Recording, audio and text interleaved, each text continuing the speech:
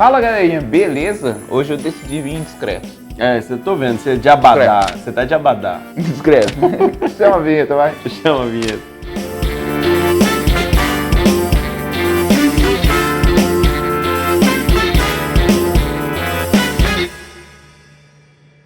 Fala galerinha, beleza? Você quer aprender um pouco mais e ter alguns conteúdos exclusivos? Vai lá na nossa página do Instagram, @Química Simples. Isso mesmo, além disso, já curta esse vídeo aí para nos ajudar a expandir esse canal que traz conteúdo gratuito para você. Beleza, galera? Então curte aí, vai, curte. Vamos pra aula. Meus olhos! Começa aí, vai! Hoje, galera, nós vamos começar a falar sobre os grupos nitrogenados. E para começar a falar sobre os grupos nitrogenados, vamos então lembrar de características, propriedades do elemento nitrogênio. O elemento nitrogênio está aqui, ó. Ele tem número atômico igual a 7.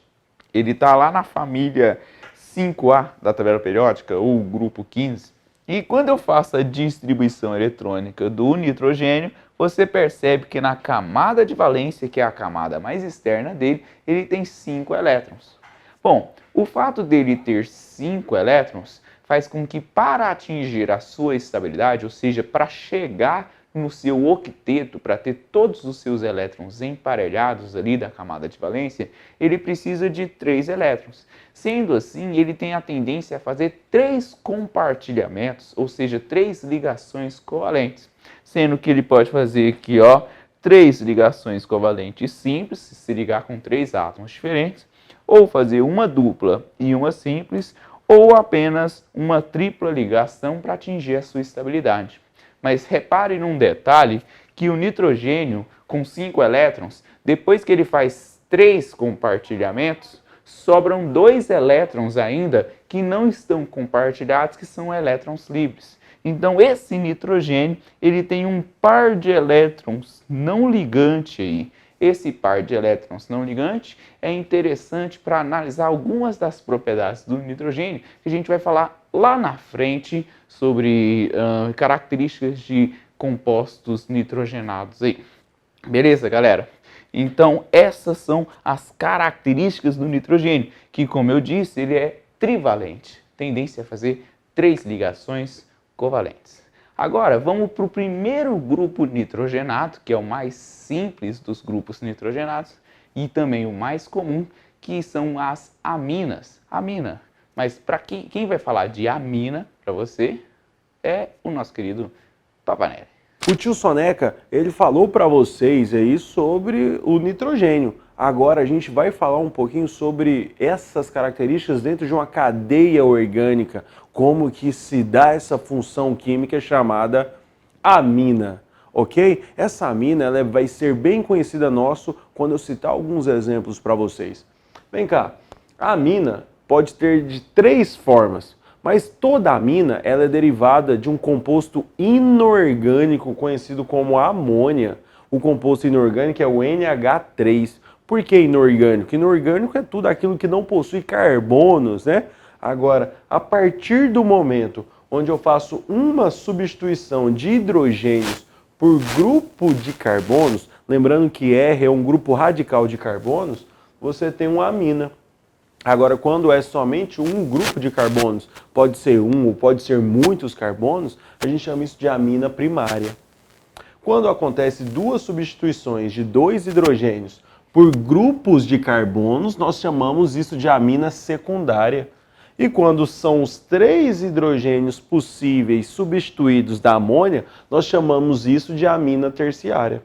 Agora, esses 3 tipos de aminas aqui, eles têm propriedades ser ácido ou base, propriedades de polaridade. O bom de você entender é que a básica, as aminas têm um teor muito básico. O teor básico deles é conhecido como uma base de Bronsted-Lowry, porque uma base de Bronsted-Lowry é a base receptora de prótons. Então isso pode ser designado e pode até aparecer em algumas provas para vocês. Uma outra coisa importantíssima é que as aminas têm alguns cheiros característicos. Por exemplo, uma trimetilamina é uma amina muito conhecida nossa, conhecida como aquele aroma de peixe. Você já viu aquele episódio de Todo Mundo Odeia o Chris, em que o Julius chega fedendo peixe em casa todo dia e tal, tudo mais? Se o Julius tivesse sido tratado, aquele aroma característico do peixe, com um ácido, ele provavelmente teria continuado naquele emprego. Por quê? Porque o ácido e a base eles são neutralizáveis. Agora, se a amina tem um teor básico, ela pode ser neutralizada por um ácido. Legal, né? Se você tiver peixe na sua geladeira e aquele aroma ficar escancarado na geladeira, você vai pegar algum material ácido que você tem em casa, como limão, como leite, como a laranja, e você vai tentar tirar aquele aroma borrifando um suco, borrifando uma solução ácida para tirar aquele aroma característico do peixe, que não é muito agradável, né? Agora, sobre a polaridade, como nós temos 3 tipos de aminas, nós temos que depender das cadeias e visualizar quais são as suas ramificações, os seus radicais aqui envolvidos nas substituições. Porque quanto mais carbonos e hidrogênios, vem uma característica de hidrocarbonetos. Hidrocarbonetos são apolares. Então, quanto mais carbonos e mais hidrogênios na estrutura, maior vai ser a sua apolaridade e menor vai ser a sua polaridade. Agora, nós temos aqui um composto, nitrogênio. E aqui, se você perceber, tem um detalhe muito importante. Aqui temos hidrogênio ligados a nitrogênio. Hidrogênio ligado a nitrogênio é o hidrogênio ligado a um dos 3 elementos do grupo FON, flúor, oxigênio e nitrogênio. Então eles podem fazer uma coisa que se chama ligações de hidrogênio. Então, quando um composto ele faz ligações de hidrogênio, ele é considerado muito polar. Então a amina primária ela é a mais polar de todas. Por quê? Porque aqui ela pode ter 2 hidrogênios para fazer ligações de hidrogênio. Enquanto na amina secundária tem apenas um hidrogêniozinho.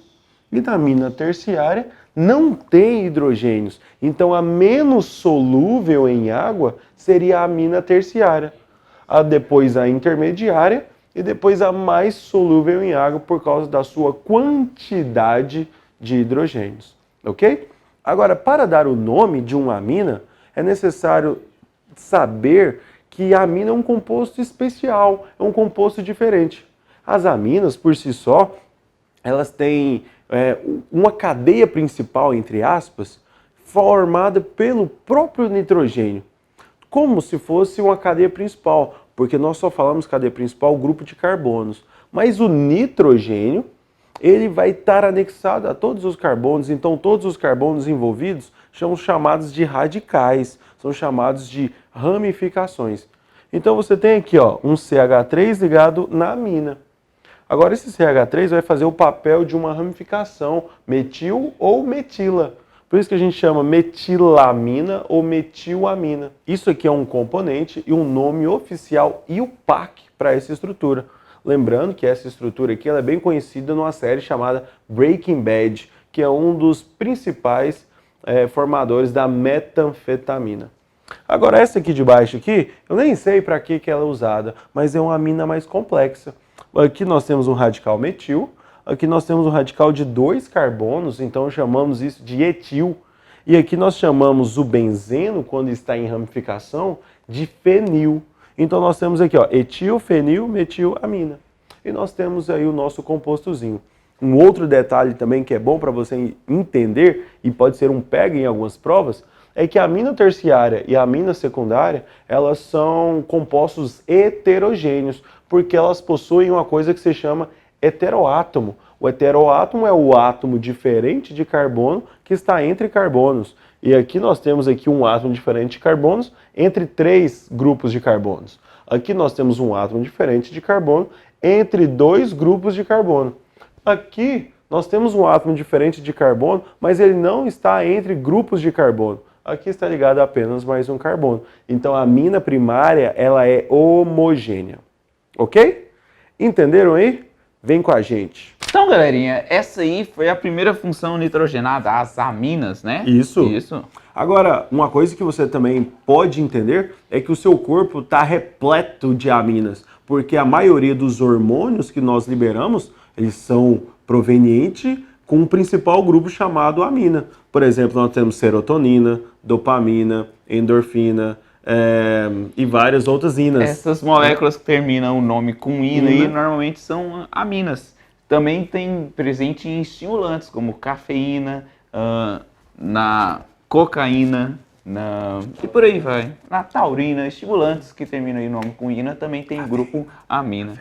Essa molécula que está no ombro dele aqui, apesar do peitinho dele ser bem feinho, né, é a chamada cafeína. Legal. É nóis. Tamo junto.